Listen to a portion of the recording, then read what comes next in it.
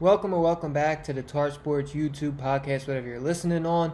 Thank you for tuning in. This is my full card predictions for UFC Noche. Let's get into it. Starting with the main event, Lopez taking on Silva. This is going to be a great fight. So they're both extremely durable. Silva's never been finished. Lopez has been KO'd twice in his career, but with the amount of fights he has, that's not a lot at all. Both have never been submitted. And they're both finishers, man. Lopez, 10 KOs, 12 submissions. Silva has 12 KOs and 3 submissions. Both not really 5-round tested. From what we have seen, though, Silva has way more in the gas tank. We've seen Lopez gas a few times in his fights, but I think in terms of all around and ways to win, I think Lopez does have the more ways to win in this fight. But it scares me, right? Because Silva's takedown defense is one of the best in the UFC, 86% takedown defense, and Lopez just has a 40% accuracy. Silva gets hit less, he lands more, so if this stays on the feet, Silva should have his way. And like I said before, guys, the gas tank kind of does scare me for Lopez, especially in a 5-round fight, if it even goes that far. Like I said, both these guys are finishers, but both extremely durable, so we'll see how that plays out. My official pick in this one is Gene Silva by KO in round 4 or 5. I think Lopez's gas tank is going to be a little bit of an issue. I think in the later rounds. Early on, I think Lopez can get the takedowns, but as this fight goes on, Silva's takedown defense is great, and I think he's going to keep this on the feet. And in the later rounds, I think is where he's going to strive. Give me Gene Silva by KO in this one. Co-main event, Rob Font at 38 years old, taking on David Martinez at 27, 11-year age difference. Rob Font's fought the who's who of this 135 division. Martinez is a striker. He's 2-0 in UFC, 1-0 actually, and then 1 win on the Dana White Contender Series. 12 wins, 10 KOs, never finished. Rob Font has never been KO'd, and he's been submitted once, but Martinez isn't really a grappler, so I don't see that being an issue. When you put a young striker versus Rob Font, it doesn't usually turn out well, especially from what we've seen in history. Rob Font has a ton of experience. Like I said, he's fought the who's who of the 135 division. I don't think David Martinez is going to show anything new or flashy to Rob Font that he has not seen already. Give me Rob Font in this one by decision. I think both guys are extremely durable. We know Rob Font is. He's never been KO'd in, 30 professional fights, only submitted one time.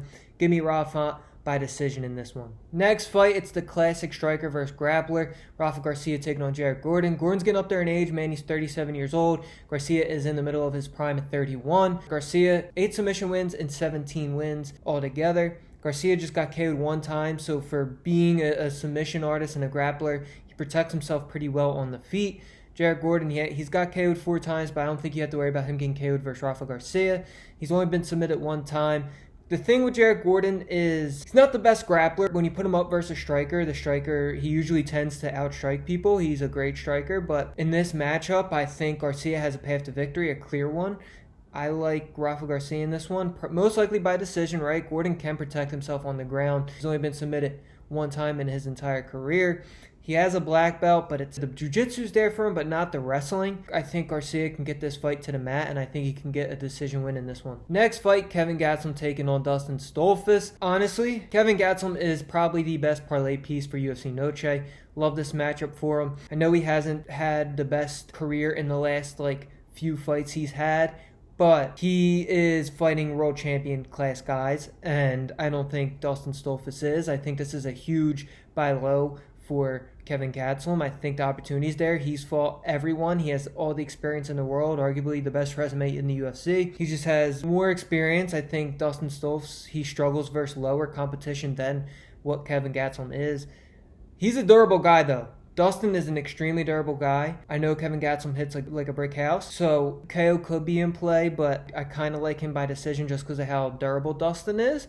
But overall, I wouldn't really mess with the method in this one. I would go Kevin Gastelum money line in a parlay, and for another parlay piece, I'll talk about that when we get to a fight. But for now, give me Kevin Gastelum in this one. If I had to pick a method, it would be by decision. Next fight, Luna taking on Lay. This is Luna's UFC debut. It's also a short notice fight for him. He's taking this fight on 10 days notice. Lay is just 1-2 in UFC. This is a grappler versus grappler matchup, so usually when it's a grappler versus grappler, either 2 things happen. They either stay on their feet because they respect each other so much in the grappling department and it goes the distance, or they tend to chain grapple and it goes the distance. Both these guys don't really offer too much on the feet, Both extremely durable. Luna's never been finished. Lee has only been KO'd one time in his career. I don't think you have to worry about a KO at Luna. He does seem to hit a lot harder, but it's versus non-UFC guys, so you have to take that with a grain of salt. But the odd movement in this one, it's right now, Lee is minus 115 and Luna is minus 105, so basically a pick 'em. Luna opened up around like plus 150-ish, around that, floating around that, give or take. So a lot of respected money came in on Luna as soon as this fight happened, and I can see why. I usually stay away from UFC newcomers, but when they verse low-level guys like Lei, and it's UFC Noche, it's a Mexican fighter, everything's moving as if Luna should win this fight, especially the way the odds moved from when this fight has been made and from when I'm recording this. And heads up, I'm recording this on Sunday, so I could have a change of heart, so that's why you joined the Discord, but completely free to join. Yeah, I would go Luna in this one. I would go Luna by decision. Not bullish on it. I would probably stay away if anything, but Luna by decision is the official pick for this one. Next up, an extremely short notice fight got put together. Alexander Hernandez taking on Diego Ferreira. Ferreira was supposed to fight Bobby Green, I believe, a little while back. That fight got canceled, and then Hernandez is coming off of a huge victory over Chase Hooper. This is a 32-year-old taking on a 40-year-old. Huge age difference in this one.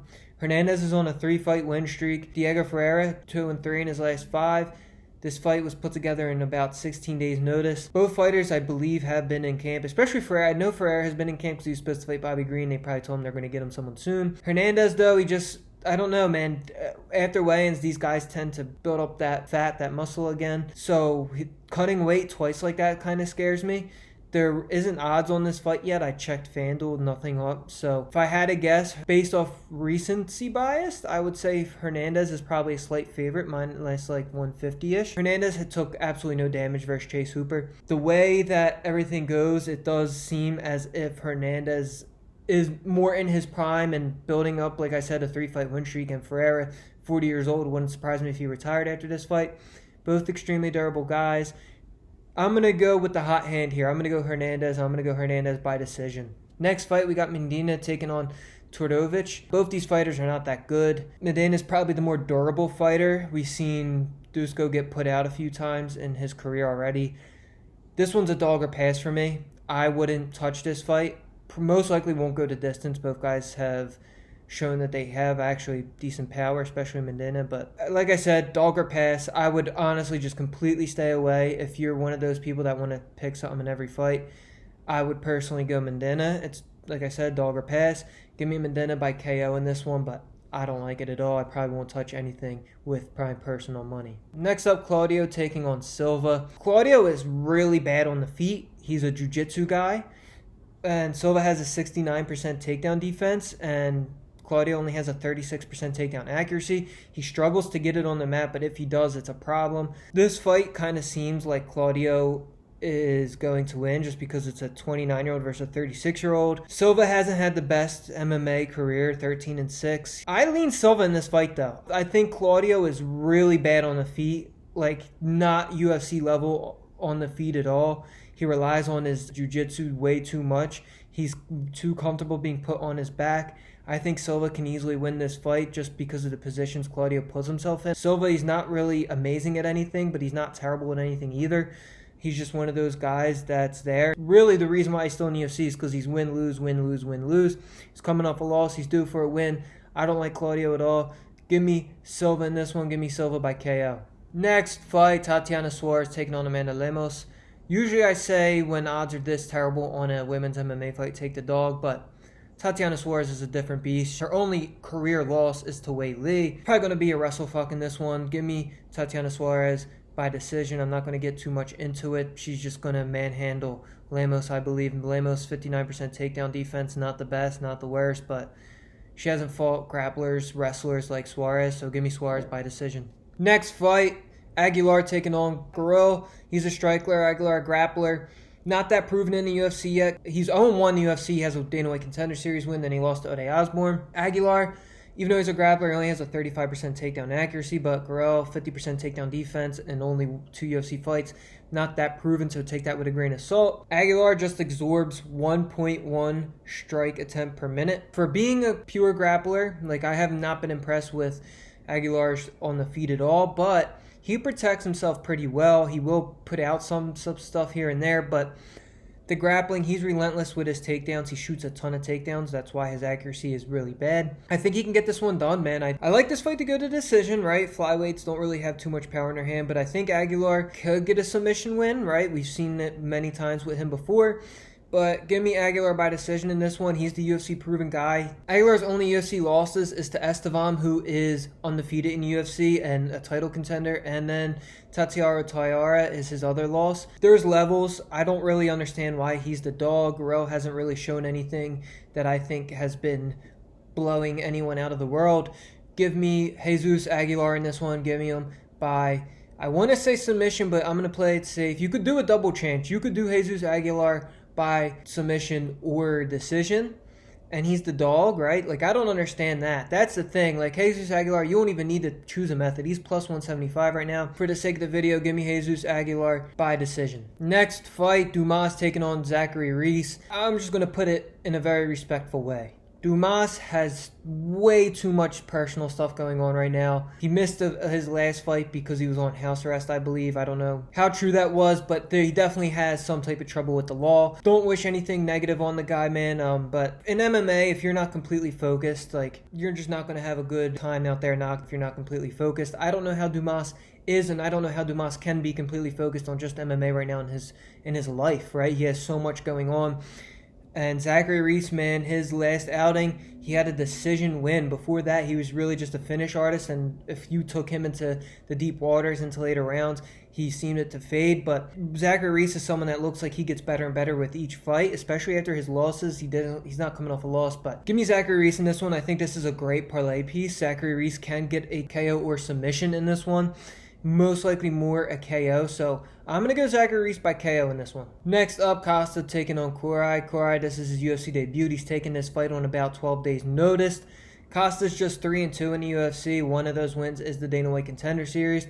The odds aren't showing it on ESPN right now, but Costa is on FanDuel currently. It is Sunday, minus 390. So I wouldn't trust that. Like, if you think Costa's a good parlay piece, I wouldn't trust that at all. Costa obviously can compete with UFC. He has 2 UFC wins, but I don't trust him. I don't think he's that good to be minus 390. He could easily win this fight. If he did win this fight, 12 days notice, he could easily get a finish too. He has 5 KOs and 6 submission wins in his career. So, I mean, he's a finisher, especially at 125, that you won't see that often. I think Costa does win this fight. I don't think Correa is that good, if I'm being completely honest. We don't know. We don't know. The level of competition he was facing wasn't the best. He was losing outside of the UFC, so it's hard to take that. So give me Costa in this one, and give me Costa. I'm going to go by submission because Correa has been submitted before in his career, so give me Costa by submission.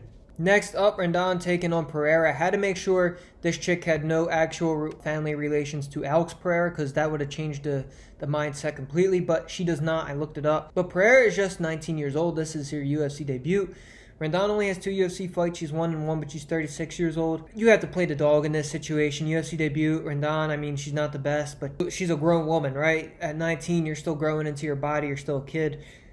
Give me Rendon in this one. Give me Rendon by decision. That does it for my UFC Noche full card predictions. Guys, official picks are not going to be out until after weigh-ins. If you've been following me, you know that, but just want to put that out there. Thank you for tuning in. Much appreciated. Like, subscribe, share to Degenerate Uncle. Let's win some Gitas. Make sure you keep an eye out for college football and NFL. Been killing that as well. Subscribe.